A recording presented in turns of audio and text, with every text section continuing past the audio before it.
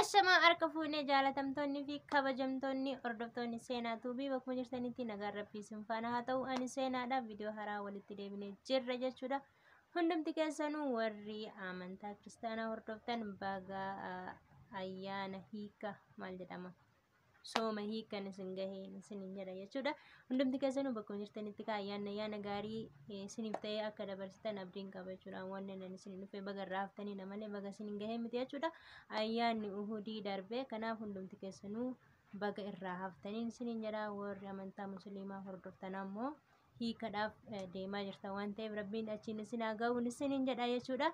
Viidiyoon adda qabadhee isin dhufe tanuma jechuun baga irraa haftan ayyaana irraayii isinin jechuun dhufe guyyaa san isinii hojjedhee garuu biizii waan ta'eef natti hin tolle saniifan isiniin hojjenne jechuudha. Gara warraan galee maal jechuutu jira.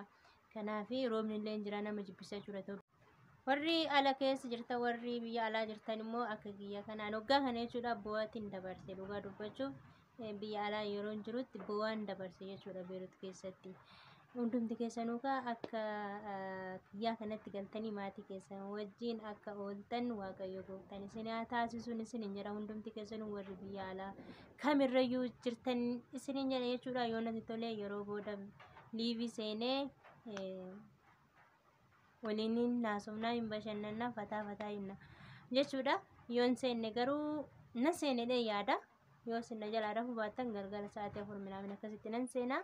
Akkasitti ayyaana gaarii isin haa ta'u baay'isanii nyaatinaan isinin jedha. Warri biyya keessa jirtanii garaa nama dhukkuba beektu ji'a 2 guutuu osoo waa tokko nyaatin jechuun wanta qibaatii qabu osoo nyaatin eeganii akkuma argan immoo daddafanii yoo kan nyaatan ta'e garaa nama dhukkubsa wanti waan ta'eef suuta nyaadhaa isinin jechuun barbaada.